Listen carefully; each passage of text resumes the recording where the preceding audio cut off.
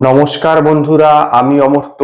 আপনাদের channel Indian film news বাংলাতে আপনাদের স্বাগত। আজকে এই ভিডিওতে আমি মালায়ালাম সিনেমা নিরু নিয়ে কথা বলবো।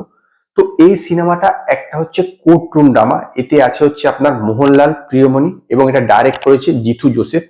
তো এই সিনেমাটা যদি এক কথায় বলতে হয়, আমার কাছে কিন্তু সত্যি অসাধারণ লেগেছে। অসাধারণ তার স্ক্রিপ্ট, অসাধারণ আপনার যে এনগেজমেন্ট এবং অসাধারণ আপনার লজিক্যাল একটা সিনেমা এবং সাথে সাথে ইমোশনাল আছে।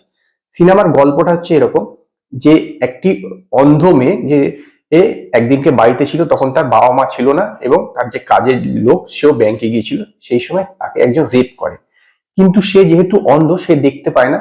তো সে সেটা জানাতে পারে না যে কে মানে কে তাকে রেপ করেছে বা তার সম্পর্কে কোনো বর্ণনা দিতে পারে না। কিন্তু সে একজন স্কিল্ড স্কাল্পচার আর্টিস্ট। তো সে তার একটা মূর্তি বানায় এবং সেই মূর্তিটা দেখে পুলিশ তাকে গ্রেপ্তার করে।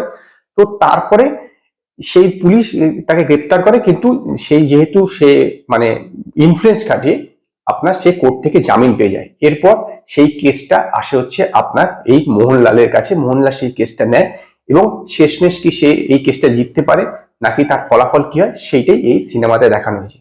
যেটা আমি প্রথমেই বললাম, এটা একটা কোর্টরুম ড্রামা। এটা কিন্তু গল্পটা অনেকটা আপনাদের হিন্দি সিনেমার পিঙ্কের মতো, কিন্তু পিঙ্কের সঙ্গে এই জায়গাতে একটা পার্থক্য আছে। সেটা হচ্ছে এইখানে একটা মেয়ে রেপ হয়েছে, সে হচ্ছে অন্ধ।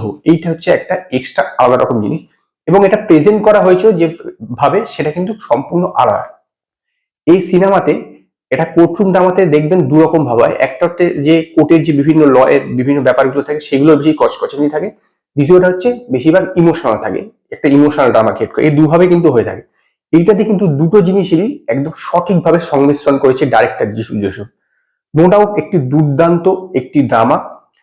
প্রথম হাফটা যেভাবে আর কি সিনেমাটা এগিয়েছে তাতে কিন্তু আপনাকে সম্পূর্ণরূপে এনগেজ করে নেবে এবং এর এন্ডিংটা এক কথায় বলতে পারেন আনএক্সপেক্টেড। এরকম একটা এন্ডিং কিন্তু ভাবার বাইরে, যে একজন যে অন্ধ যে দেখতে পায় না সেও যে একটা শিল্পী, সে মাত্র ছুঁয়ে ছুঁয়ে মানুষকে ছুঁয়েও যে তার মতন দেখতে একটা মূর্তি বানিয়ে ফেলতে পারে, সেইটাই কিন্তু এখানে শেষের দিকে দেখানো হয়েছে। যদি আমি একটা স্পয়লার দিয়ে দিলাম, কিন্তু অদ্ভুত সুন্দরভাবে এর লজিক্যালি এটা ফিনিশ করা হয়েছে। যে কেসটাকে যে লজিক্যালি যেভাবে ফিনিশ করা হয়েছে, এক কথায় কিন্তু অসাধারণ। এমনি পুরোটাই কিন্তু আপনার কোর্টের মধ্যে, বেশিরভাগ দৃশ্যই আপনার কোর্টের মধ্যে, এবং কোর্টের মধ্যে লোকে যেভাবে কথা বলে, যেরকম চিৎকে চেঁচামেচি নয়, একদম ঠিকঠাক ভাবে কথা বলা, সমস্ত কিছু কিন্তু খুব লজিক্যালি দেখানো হয়েছে। এমনিতে মালায়ালাম সিনেমাগুলো দেখবেন যে তাতে কিন্তু একটা থ্রিলার থাকে, কিন্তু সমস্ত কিছুর মধ্যে একটা লজিক সবসময় থাকে। সেই লজিকটা কিন্তু এই সিনেমার মধ্যে আছে এবং এই সিনেমাটা একদম যে শেষ দৃশ্যটা অসাধারণ করেছে, অসাধারণ দৃশ্য করেছে। যেখানে সে যে মেয়েটা যিনি পীড়িতা ছিলেন, তিনি মুখে কাপড়টা বেঁধে আছেন, আর তারপরে যখন লাস্টে মোহনলালের মুখে হাতটা দিয়ে সে তো চোখে দেখতে পায় না, সে হাতটা দিয়ে তার ফেসটাকে একবার বুঝে নেওয়ার চেষ্টা বুঝলো, এবং তারপরে সে ধীরে ধীরে যখন সে মুখের আড়ালটা যেটা দিয়ে মুখ ঢাকা ছিল সেটা খুলে ফেললো, এবং তারপরে সে যখন কোর্ট থেকে বেরিয়ে যাচ্ছে, সবাই তাকে ফটোও তুলছে না, সবাই তাকে দেখছে অবাক হয়ে। কারণ এইসব দৃশ্যে এই সময় ক্ষেত্রে দেখা যায় যে যিনি পীড়িত হন তিনি মুখটা ঢেকে থাকেন, কিন্তু লাস্ট সিনে যখন সে কেসটা বলতে পারেন, এটা বলে দেওয়া ঠিক হবে না যদিও, কিন্তু লাস্টে যখন সে বেরিয়ে যাচ্ছে, সে যখন মুখের সেটা খুলে বেরিয়ে যাচ্ছে, অসাধারণ দৃশ্য করেছে। না দেখলে হবে না। যদি আমি বলে দিই যে এইখানে লাস্টে কি হলো, তো সেটা এক প্রকার বলতে পারেন স্পয়লার হয়ে যাবে, কিন্তু তবুও বলছি যে লাস্ট সিনটা, ওই যে জায়গাটা যেখানে আপনার মোহনলালের মুখে হাত দিয়ে যেভাবে সে অনুভব করে নিল তার ফেসটা কিরকম, যে তাকে বাঁচিয়েছে, সেটা কিন্তু দৃশ্যটা এক কথা অসাধারণ এবং আপনার চোখে জল এনে দেবে।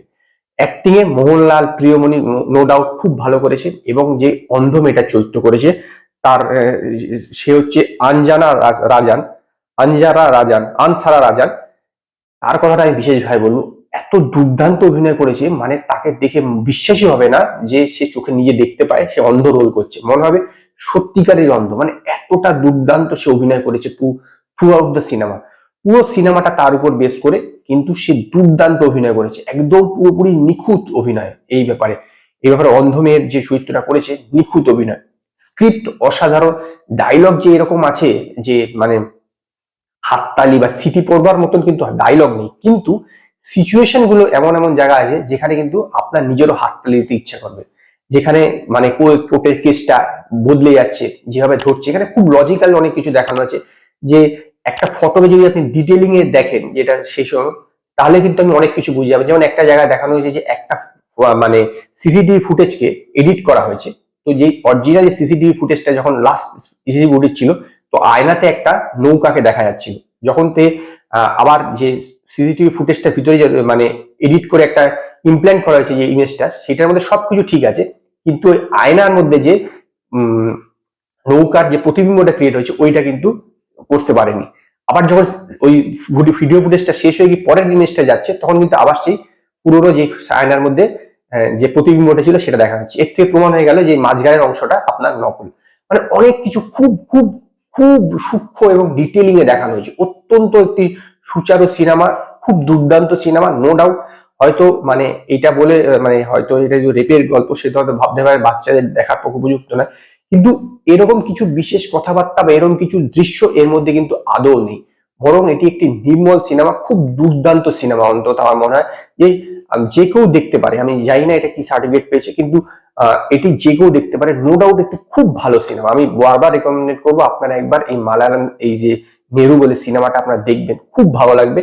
এটা পিঙ্কের মতো, কিন্তু পিঙ্কের থেকে অনেক অনেক আলাদা, অনেক অনেক আলাদা। এখানে অনেক বেশি সমস্ত কিছু লজিক্যাল ভাবে দেখানো হয়েছে এবং ইমোশনটা একদম শেষে আছে। বেশি ইমোশনালে কিন্তু গদগদিনী ভাব নেই, যেটা অন্যান্য মানে এই জাতীয় কোর্টরুম ড্রামা বা এই জাতীয় মানে ঘটনার উপর যে সিনেমা সেটা থাকে, সেটা কিন্তু একদম নেই। খুব ভালো সিনেমা, আমি রেকমেন্ড করবো আপনারা দেখুন। এবং সেই কারণে আমি এই সিনেমাটাকে 5-এর মধ্যে 4টে স্টার দেবো। যদি আপনার নেরু বলে যে মালায়ালাম সিনেমাটা দেখে থাকেন, তো আপনারা আমায় কমেন্টে জানান আপনাদের কিরকম লাগলো। যদি আপনাদের এই ভিডিও পছন্দ হয় তো লাইক করুন, কমেন্ট করুন, শেয়ার করুন। আর নতুন নতুন আপডেটের জন্য আমার চ্যানেলকে সাবস্ক্রাইব করুন।